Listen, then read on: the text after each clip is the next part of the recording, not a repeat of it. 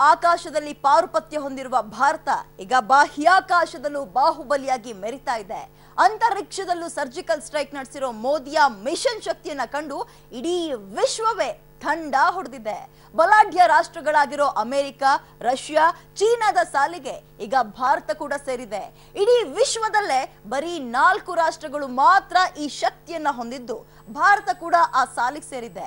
ಅಂತರಿಕ್ಷದಲ್ಲೂ operation ಅಂತ ನಡೆಸಿರುವ ಭಾರತದ ವಿಜ್ಞಾನಿಗಳ ಸೂಪರ್ ಪವರ್ಗೆ ದೇಶವಾಸಿಗಳೆಲ್ಲ ಸಲಾಂ ಅಂತಿದ್ದಾರೆ. ಕಳ್ಳಗಣ್ಣಿನ ಖದೀಮರ ಪಾಲಿಗೆ ರುದ್ರ ನೇತ್ರ, ಭಾರತವೀಗ ಬ್ರಹ್ಮಾಂಡ ನಾಯಕ. ಭೂಮಿ, ನೀರು, ಆಕಾಶ ಮಾತ್ರವಲ್ಲ, ಬಾಹ್ಯಾಕಾಶದಲ್ಲೂ ಭಾರತ ಬಾಹುಬಲಿ. ಸ್ಪೇಸ್ನಲ್ಲೂ ಸರ್ಜಿಕಲ್ ಸ್ಟ್ರೈಕ್, ಮೋದಿಯ ಮಿಷನ್ ಶಕ್ತಿಗೆ ವಿಶ್ವವೇ ಥಂಡ. ಅಂತರಿಕ್ಷದಲ್ಲೂ ಆಪರೇಷನ್ ಅಂತ ಸೂಪರ್ ಪವರ್ಗೆ ಸಲಾಂ. ಮೋದಿ ಏನ್ ಮಾಡಿದ್ರು ತಪ್ಪ, ಕಾಲೆಳೆತಿರೋದೇಕೆ ವಿರೋಧಿಗಳು. ಬುಧವಾರ ಮಧ್ಯಾಹ್ನ 12:30 ಸಮಯಕ್ಕೆ ಇಡೀ ದೇಶವೇ ತುದಿಗಾಲಲ್ಲಿ ನಿಂತು ಟಿವಿ ನೋಡ್ತಾ ಇತ್ತು. 12:30ಕ್ಕೆ ಟಿವಿಯಲ್ಲಿ ಪ್ರತ್ಯಕ್ಷರಾದ ಮೋದಿ ಬಾಯಲ್ಲಿ ಆ ಒಂದು ಮಾತು ಬರ್ತಿದ್ದಂತೆ ದೇಶವಾಸಿಗಳು ಎದೆ ಉಬ್ಬಿಸಿ ಸಂಭ್ರಮ ಪಟ್ಟರು.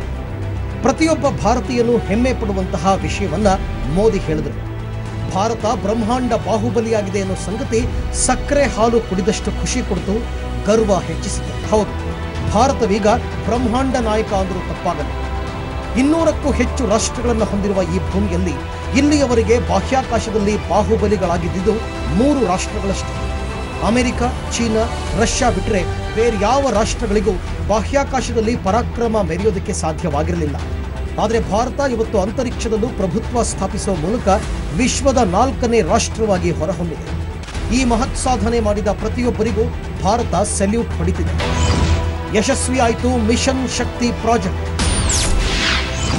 ಭಾರತವೀಗ ವಿಶ್ವದ space super power.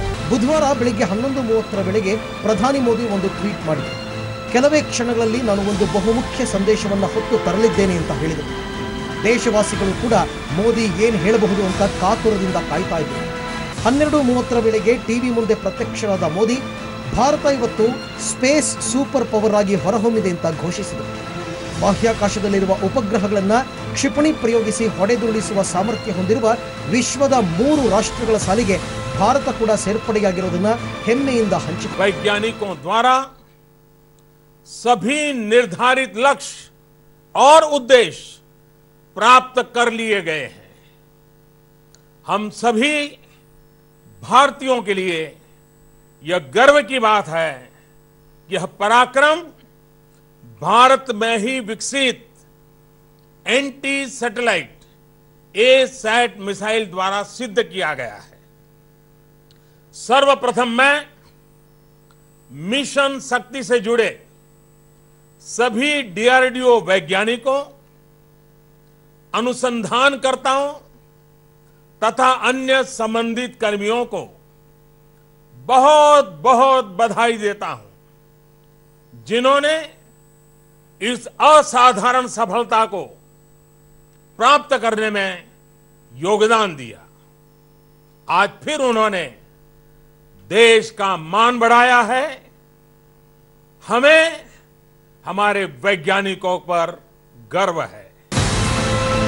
S, ಭಾರತವೀಗ ಅಂತರಿಕ್ಷದಲ್ಲೇ super power ದೇಶವಾಗಿದೆ. ಅಮೆರಿಕ, ರಷ್ಯಾ, ಚೀನಾ ಬಿಟ್ಟರೆ ಬೇರ್ಯಾರಿಗೂ ಈ ಸಾಮರ್ಥ್ಯ ಇರಲಿಲ್ಲ.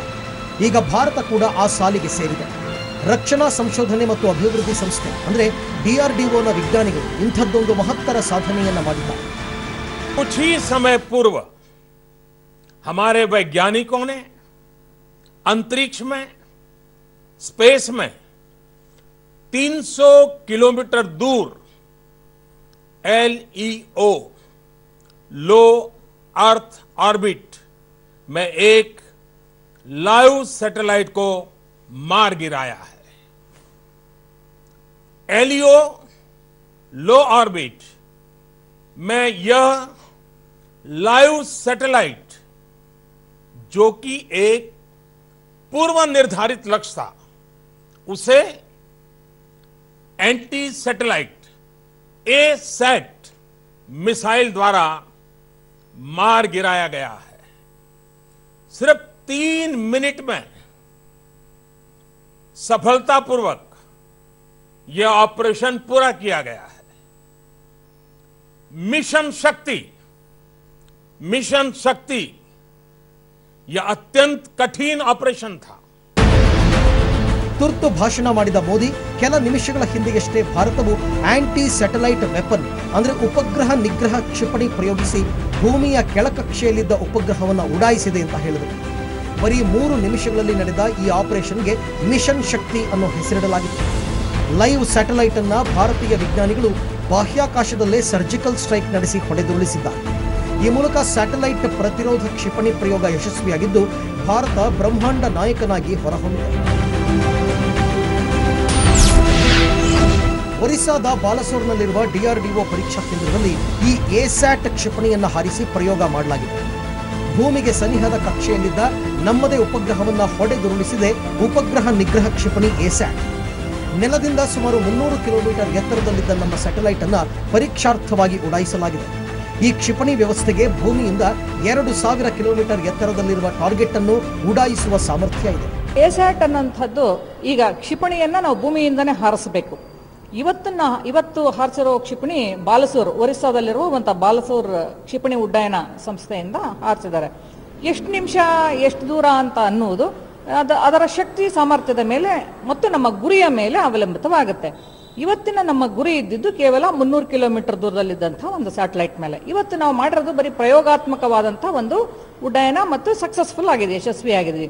ಈ 300 ಕಿಲೋಮೀಟರ್ ದೂರದಲ್ಲಿ ನಮ್ಮ ಕೆಲಸ ಮಾಡದೇ ಇದ್ದಂತಹ ಒಂದು ನಮ್ಮದೇ ಆದಂತಹ ಒಂದು ಸ್ಯಾಟಲೈಟ್ ನ ನಾವಿವತ್ತು ಹೊಡೆದುರುಳಿಸಿದ್ದೀವಿ. ಹೀಗೆ ಭಾರತವು ಇಂಥದ್ದೊಂದು ಮಹಾ ಸಾಮರ್ಥ್ಯ ಇರುವ 4ನೇ ರಾಷ್ಟ್ರವಾಗಿ ಹೊರಹೊಮ್ಮಿದೆ. ವಿಶ್ವದ ಬಾಹ್ಯಾಕಾಶ ಶಕ್ತಿಯಾಗಿ ಭಾರತ ಎತ್ತರದ ಸ್ಥಾನದಲ್ಲಿ ನಿಂತಿದೆ. 9 ವರ್ಷಗಳ ಹಿಂದೆನೆ ಅಂದ್ರೆ 2010ರಲ್ಲೇ ಭಾರತದ ಡಿಆರ್ಡಿಒ ಎಸ್ಯಾಟ್ ಪ್ರಾಜೆಕ್ಟ್ ಶುರು ಮಾಡಿತು. ಚೀನಾ 2007ರಲ್ಲಿ ಎಸ್ಯಾಟ್ ಅನ್ನು ಪರೀಕ್ಷಿಸಿತು. ಅಮೆರಿಕ 2008ರಲ್ಲಿ ಹಾಗೂ ರಷ್ಯಾ 2014ರಲ್ಲಿ ಎಸ್ಯಾಟ್ ಕ್ಷಿಪಣಿ ಪರೀಕ್ಷೆ ನಡೆಸಿ ಯಶಸ್ವಿಯಾಗಿತ್ತು. 2019ರಲ್ಲಿ ಈಗ ಭಾರತ ಈ ಪರಾಕ್ರಮಿಗಳ ಸಾಲಿಗೆ ಸೇರಿದ 4ನೇ ರಾಷ್ಟ್ರವಾಗಿದೆ. ಸ್ಯಾಟಲೈಟ್ ಅನ್ನ ಹೊಂದೋದ್ರ ಮೂಲಕ ಈಗ ಭಾರತ ತನ್ನನ್ನ ರಕ್ಷಿಸೋ ಪ್ರಕ್ರಿಯೆಯಲ್ಲಿ ಒಂದು ಹೆಜ್ಜೆ ಮುಂದೆ ಹೋದಂತಾಗಿದೆ. ಶತ್ರು ರಾಷ್ಟ್ರಗಳ ಅಂತರಿಕ್ಷ ಕುತಂತ್ರಗಳೆಲ್ಲ ಕೂಡ ಇನ್ನು ಮುಂದೆ ಭಾರತದ ಮುಂದೆ ನಡೆಯೋಲ್ಲ. ಅದು ಹೇಗೆ ಅನ್ನೋದು ಗೊತ್ತಾಗಬೇಕಾದ್ರೆ ಈ ರಿಪೋರ್ಟ್. ಇದು ತಂತ್ರಜ್ಞಾನದ ಯುಗ. ಇವತ್ತು ದೇಶಗಳ ನಡುವೆ ಯುದ್ಧ ನಡೆಯೋದಕ್ಕೆ ಹಲವಾರು ವಿಧಾನಗಳಿವೆ. ಬರೀ ನೆಲದಲ್ಲಾಗ್ಲಿ, ನೀರಿನೊಳಗಾಗ್ಲಿ ಅಥವಾ ಆಕಾಶದಲ್ಲಾಗ್ಲಿ ಇವತ್ತಿನ ಯುದ್ಧಗಳು ನಡೆಯಲ್ಲ. ಇವತ್ತಿನ ನಿಜಾರ್ಥದಲ್ಲಿ ಸಮರ ನಡೆಯೋದು ಅದಕ್ಕೂ ಮೇಲೆ ಅಂದ್ರೆ ಬಾಹ್ಯಾಕಾಶದಲ್ಲಿ. ಇವತ್ತು ತಂತ್ರಜ್ಞಾನ ಅಷ್ಟರ ಮಟ್ಟಿಗೆ ಅಭಿವೃದ್ಧಿಯಾಗಿದೆ. ಇವತ್ತು ಉಪಗ್ರಹಗಳಿಲ್ಲದೆ ಯಾವ ದೇಶ ಕೂಡ ಉಳಿಯಲ್ಲ. ಸಂಪರ್ಕ, ಸಂವಹನ, ಮಿಲಿಟರಿ, ಬೇಹುಗಾರಿಕೆ, ಆರೋಗ್ಯ, ಶಿಕ್ಷಣ, ಭದ್ರತೆ, ಆರ್ಥಿಕತೆ ಹೀಗೆ ಪ್ರತಿಯೊಂದನ್ನೂ ಕೂಡ ನಿಯಂತ್ರಣ ಮಾಡ್ತಾ ಇರೋದು ಬಾಹ್ಯಾಕಾಶದಲ್ಲಿ ಇರತಕ್ಕಂಥ ಉಪಗ್ರಹಗಳು. ಅಲ್ಲಿಯವರೆಗೆ ತಂತ್ರಜ್ಞಾನ ಮುಂದುವರೆದಿದೆ. ಉಪಗ್ರಹಗಳು ಸರಿಯಾಗಿ ಕೆಲಸ ಮಾಡಲಿಲ್ಲ ಅಂದ್ರೆ ದೇಶದ ಭದ್ರತೆಗೆ ಅಪಾಯದ ಸ್ಥಿತಿಗೆ ತಲುಪಿಬಿಡುತ್ತೆ. ಅಂತರಿಕ್ಷದ ಗೂಢಚಾರಿಗಳನ್ನ ಹೊಡೆದುರುಳಿಸುತ್ತೆ ಎಸ್ಯಾಟ್. ಬಾಹ್ಯಾಕಾಶದ ದೇಶ ವಿರೋಧಿ ಚಟುವಟಿಕೆಗಳಿಗೆ ಫುಲ್ ಸ್ಟಾಪ್. ಅಸಲಿಗೆ ಈ ಆಂಟಿ ಸ್ಯಾಟಲೈಟ್ ವೆಪನ್ ಅಂದ್ರೆ ಏನು ಅನ್ನೋದನ್ನ ಸಿಂಪಲ್ ಆಗಿ ಹೇಳ್ತೀವಿ. ಬಾಹ್ಯಾಕಾಶದಲ್ಲಿ ಬೇಹುಗಾರಿಕೆ ನಡೆಸುತ್ತಿರುವ ವೈರಿ ದೇಶಗಳ ಸ್ಯಾಟಲೈಟ್ ಅನ್ನ ಅಂತರಿಕ್ಷದಲ್ಲೇ ಹೊಡೆದುರುಳಿಸುವ ವ್ಯವಸ್ಥೆಗೆ ಆಂಟಿ ಸ್ಯಾಟಲೈಟ್ ಉಪಗ್ರಹಗಳ ಮೂಲಕನೂ ವೈರಿ ರಾಷ್ಟ್ರಗಳು ಗೂಢಚಾರಿಕೆಯ ಕೆಲಸ ಮಾಡುವ ಸಾಧ್ಯತೆ ಇದೆ. ಅದರಲ್ಲೂ ಪಕ್ಕದಲ್ಲೇ ಇರುವ ಚೀನಾ ಬಳಿ ಕೂಡ ಇಂಥದ್ದೊಂದು ಸಾಮರ್ಥ್ಯ ಇರೋದ್ರಿಂದ ಅವುಗಳು ಭಾರತದ ಅಂತರಿಕ್ಷಕ್ಕೆ ಬಂದು ಗೂಢಚಾರಿಕೆ ನಡೆಸಬಹುದು. ಭಾರತದ ದೇಶದೊಳಗೆ ಅನಗತ್ಯ ಸಿಗ್ನಲ್ಗಳನ್ನು ಕಳುಹಿಸಿ ಸಂವಹನ ವ್ಯವಸ್ಥೆಯನ್ನ ಹಾಳುಗೆಡುವುದಕ್ಕೆ ಪ್ರಯತ್ನಿಸಬಹುದು. ಈ ರೀತಿಯ ದೇಶ ವಿರೋಧಿ ಚಟುವಟಿಕೆಗಳನ್ನು ಮಟ್ಟ ಹಾಕಲು ಭಾರತ ಈ ಆಂಟಿ ಸ್ಯಾಟಲೈಟ್ ವೆಪನ್ ಸಹಕಾರಿಯಾಗಲಿದೆ. ಬೇರೆ ಬೇರೆ ದೇಶಗಳು ನಮ್ಮ ದೇಶದ ಮೇಲೆ ಗೂಢಚರ್ಯೆಯನ್ನ ಮಾಡ್ತಾ ಇರಬಹುದು. ಗೂಢಚರ್ಯೆಯ ಕಲ್ಪನೆ ಮತ್ತು ಆಯಾಮವೇ ಇವತ್ತು ಬದಲಾಗಿದೆ. ಆಕಾಶದಿಂದ ನಮ್ಮನ್ನ ಗೂಢಚರ್ಯೆ ಮಾಡ್ತಾ ಇರಬಹುದು, ಅಥವಾ ಬೇರೆ ಬೇರೆ ರಾಷ್ಟ್ರಗಳ ಉಪಗ್ರಹಗಳು ನಮಗೆ ಬೇಡದ ಸಂಗತಿಗಳನ್ನು ಬಿತ್ತರಿಸುತ್ತಿರಬಹುದು. ನಮ್ಮ ದೇಶಕ್ಕೆ ಬೇಡದೇ ಇರತಕ್ಕಂತ ಸಿಗ್ನಲ್ಗಳನ್ನ ಕೂಡ ನಮಗೆ ಕಳಿಸ್ತಾ ಇರಬಹುದು. ನಮ್ಮ ಸಂವಹನ ಮಾಧ್ಯಮಗಳಲ್ಲಿ ನಮಗೆ ಅರಿವಿಲ್ಲದಂತೆಯೇ ಆ ಸಿಗ್ನಲ್ಗಳು ನಮ್ಮ ಕಂಪ್ಯೂಟರ್ ಅಲ್ಲಿ ಬರ್ಬೋದು, ಮೊಬೈಲ್ ಅಲ್ಲಿ ಬರ್ತಾ ಇರಬಹುದು. ಸೊ ಇಂಥ ಒಂದು ವಿರೋಧಿ ಚಟುವಟಿಕೆಗಳು, ರಾಷ್ಟ್ರ ವಿರೋಧಿ ಚಟುವಟಿಕೆಗಳು ನಮ್ಮ ದೇಶದಿಂದ ಆದ್ರೆ ನಾವು ಕಂಡುಹಿಡ್ಕೋಬಹುದು. ಬೇರೆ ದೇಶದಿಂದ ಆದಾಗ ಕೂಡ ಕಂಡಿಡಿಯಲೇಬೇಕಾದಂಥ ಒಂದು ಸಂದಿಗ್ಧ ಪರಿಸ್ಥಿತಿ ಇದೆ. ಕಂಡಿಡಿದ ಮೇಲೆ ಅದರಿಂದ ನಾನು ರಕ್ಷಿಸ್ಕೊಳ್ಬೇಕಲ್ವಾ? ಆ ರಕ್ಷಣೆಯನ್ನ ಮಾಡಬೇಕಾದಾಗ ಅನೇಕ ವಿಧಾನಗಳನ್ನು ಅನುಸರಿಸಬೇಕಾಗತ್ತೆ. ಈ ಕ್ಷಿಪಣಿಯ ಮುಖಾಂತರ ಯಾವುದೋ ಶತ್ರು ರಾಷ್ಟ್ರದ ಉಪಗ್ರಹವನ್ನ ಧ್ವಂಸಗೊಳಿಸೋದು ಕೂಡ ಒಂದು ವಿಧಾನ. ಭದ್ರತೆಗೆ ಆತಂಕ ಒಡ್ಡುವ ಹಲವಾರು ಕೆಲಸಗಳನ್ನ ವೈರಿ ರಾಷ್ಟ್ರಗಳು ಮಾಡ್ತಾ ಇರ್ತವೆ. ಹೀಗಾಗಿ ಮಿಲಿಟರಿ ಉದ್ದೇಶಕ್ಕಾಗಿಯೂ ಆಂಟಿ ಸ್ಯಾಟಲೈಟ್ ವೆಪನ್ ಬಳಕೆಯಾಗುತ್ತೆ. ಎರಡನೇದು ಸ್ಟ್ರಾಟಜಿಕ್ ಮಿಲಿಟರಿ ಪರ್ಪಸಸ್, ಅಂದ್ರೆ ನಿರ್ದಿಷ್ಟವಾದ ಮಿಲಿಟರಿ ಉದ್ದೇಶಗಳಿಗೆ ಬಳಸೋದು. ಸುಮ್ಮನೆ ಯಾವ್ದಾನ ಸ್ಯಾಟಲೈಟ್ ನ ಹೊಡೆದ್ಬಿಟ್ರೆ ಯಾರು ಸುಮ್ಮನೆ ಬಿಡಲ್ಲ, ಯುದ್ಧಗಳೇ ಆಗ್ಬಿಡ್ತವೆ. ಆ ಸ್ಯಾಟಲೈಟು ನಿಜವಾಗ್ಲೂ ನಮ್ಮ ದೇಶದ ಭದ್ರತೆಗೆ ಆತಂಕ ಒಡ್ಡುವ ಕೆಲಸ ಮಾಡ್ತಿದೆ ಅಂತಂದಾಗ ಅದನ್ನ ಒಡೆದುಗೊಳಿಸೋದು ನಮ್ಮ ಕರ್ತವ್ಯ ಆಗ್ತದೆ. ಸೊ ಇಂಥ ಸನ್ನಿವೇಶದಲ್ಲಿ ಇದು ಉಪಯೋಗ ಆಗುತ್ತೆ. ಒಂದು ಬಾಹ್ಯಾಕಾಶ ತಂತ್ರಜ್ಞಾನ ಇರಬೇಕು, ಎರಡನೇದು ಕ್ಷಿಪಣಿ ತಂತ್ರಜ್ಞಾನ ಚೆನ್ನಾಗಿರ್ಬೇಕು. ಸೊ ಇವೆರಡು ಸಮ್ಮಿಳಿತವಾಗಬೇಕು. ಹಿಂದೆ ಏನಾಗ್ತಿತ್ತು, ಬರೀ ಕ್ಷಿಪಣಿ ತಂತ್ರಜ್ಞಾನ, ಖಂಡಾಂತರ ಕ್ಷಿಪಣಿ 3000-4000 ಕಿಲೋಮೀಟರ್ ಹೋಗ್ತಿತ್ತು. ಆ ದೇಶದಲ್ಲಿರೋ ಟಾರ್ಗೆಟ್ ನ ಮೊದಲೇ ಫಿಕ್ಸ್ ಮಾಡಿರ್ತಿದ್ವಿ, ಅಲ್ಲಿ ಹೊಡಿತಿತ್ತು. ಸೊ ಇಲ್ಲೇನಾಗ್ತಿದೆ, ಸುತ್ತುತ್ತಾ ಇರುವಂತಹ ಚಲಿಸುತ್ತಿರುವ ವಸ್ತುವಿನಗೆ ಇದು ಹೋಗಿ ನಿಖರವಾಗಿ ಗುರಿ ತಲುಪಬೇಕು. ಸೊ ಹೀಗಾಗಿ ಇದು ಕ್ಷಿಪಣಿ ತಂತ್ರಜ್ಞಾನ ಮತ್ತು ಬಾಹ್ಯಾಕಾಶ ತಂತ್ರಜ್ಞಾನ ಎರಡನ್ನೂ ಕೂಡ ಸಮ್ಮಿಳಿತಗೊಂಡ ಒಂದು ತಂತ್ರಜ್ಞಾನ ಆಗಿರುವುದರಿಂದ ಆ ಕ್ಷೇತ್ರದಲ್ಲಿ ನಮ್ಮ ಇಂಜಿನಿಯರ್ಗಳು ಮತ್ತು ವಿಜ್ಞಾನಿಗಳು ಮುಂದುವರೆದಿರುವುದರ ಒಂದು ಸಂಕೇತವಾಗಿ ಇದು ನಮಗೆ ಕಾಣಿಸ್ತಾ ಇದೆ. ಇಷ್ಟು ಮಾತ್ರವಲ್ಲದೆ ಅಂತರಿಕ್ಷದಲ್ಲಿ ನಾವೇ ಕಳುಹಿಸಿರುವ ಸ್ಯಾಟಲೈಟ್ಗಳು ಇರಬಹುದು. ಇಂತಿಷ್ಟು ವರ್ಷಕ್ಕೆ ಅಂತ ಸ್ಯಾಟಲೈಟ್ಗಳನ್ನ ಕಳುಹಿಸಲಾಗಿರುತ್ತೆ. ಅದರ ಅವಧಿ ಮುಗಿದ ನಂತರ ಅವುಗಳನ್ನು ನಾಶ ಮಾಡಲು ಕೂಡ ಈ ಎಸ್ಯಾಟ್ ಅನ್ನ ಬಳಸಬಹುದು. ನಮ್ಮ ದೇಶದ ಆಂತರಿಕವಾಗಿಯೇ ಉಪಯೋಗ ಅಂದ್ರೆ ಈಗ ಆರ್ಬಿಟ್ ಅಲ್ಲಿ ಸಾಕಷ್ಟು ಉಪಯೋಗವಿಲ್ಲದ ಸ್ಯಾಟಲೈಟ್ಗಳು ಇರ್ತವೆ. ಒಂದು ಸ್ಯಾಟಲೈಟ್ ನ ಡಿಸೈನ್ ಮಾಡಿದಾಗ ಒಂದು 5 ವರ್ಷಕ್ಕೋ 10 ವರ್ಷಕ್ಕೋ ಡಿಸೈನ್ ಮಾಡಿರ್ತೀವಿ. ಅವುಗಳ ಬ್ಯಾಟರಿ ಮುಗಿದ ಮೇಲೆ ಅದು ಸುತ್ತಾ ಇರುತ್ತೆ. ಅದನ್ನ ಆ ಕಕ್ಷೆಯಲ್ಲೇ ಸುತ್ತಿಸುವುದಕ್ಕೆ ನಾನು ಶಕ್ತಿಯನ್ನ ವ್ಯಯ ಮಾಡಬೇಕಾಗತ್ತೆ.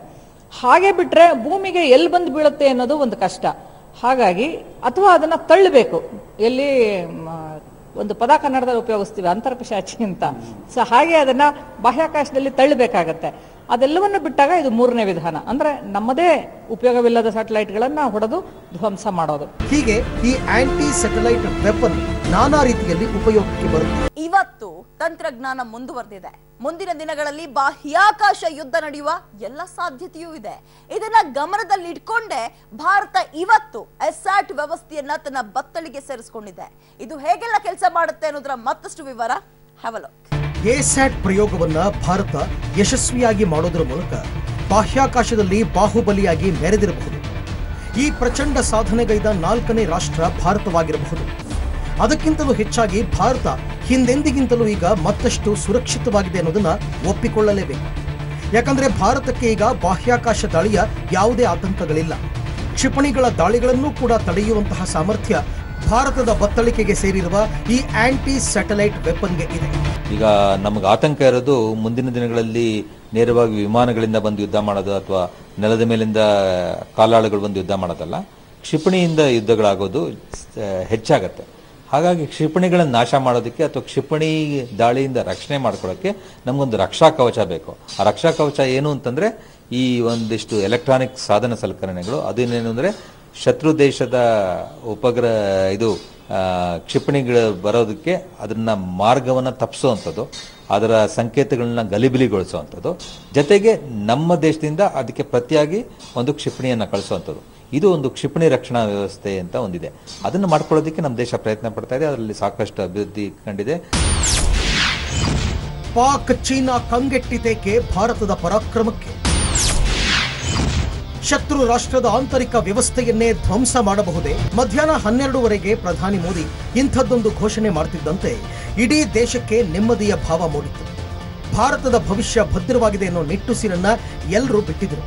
ಇದು ಬರೀ ಭಾರತದ ಮೇಲೆ ದಾಳಿ ಮಾಡೋರನ್ನ ಧ್ವಂಸ ಮಾಡೋದು ಮಾತ್ರವಲ್ಲದೆ ವೈರಿ ರಾಷ್ಟ್ರಗಳ ಆಂತರಿಕ ವ್ಯವಸ್ಥೆಯನ್ನೇ ಬುಡಮೇಲು ಮಾಡಬಹುದು.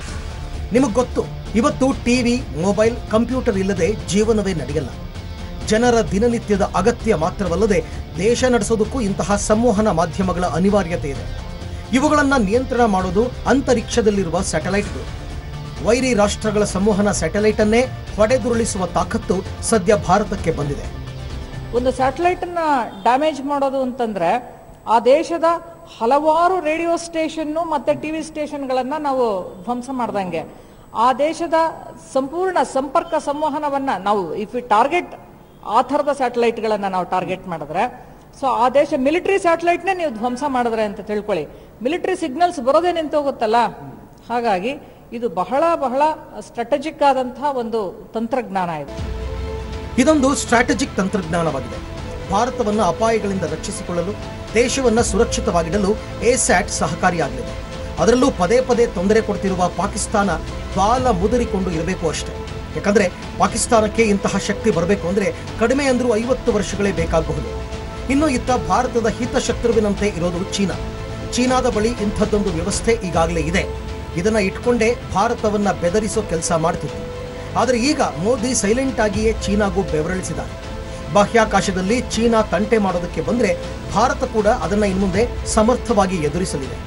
ಚೀನಾಗೆ ಯಾವುದರಲ್ಲೂ ಭಾರತ ಕಮ್ಮಿ ಇಲ್ಲದಂತೆ ಬಾಹ್ಯಾಕಾಶದಲ್ಲೂ ಬೆಳೆದಿದೆ. ಆದರೆ ಇದೇ ವಿಚಾರವನ್ನು ಇಟ್ಕೊಂಡು ವಿರೋಧ ಪಕ್ಷಗಳು ಮೋದಿಯನ್ನ ಟೀಕೆ ಮಾಡೋದಕ್ಕೆ ಶುರುವಾಗಿದೆ. ವಿಜ್ಞಾನಿಗಳ ಸಾಧನೆ ಕೂಡ ರಾಜಕೀಯಗೊಂಡಿರೋದು ನಿಜಕ್ಕೂ ವಿಷಾದನೀಯ.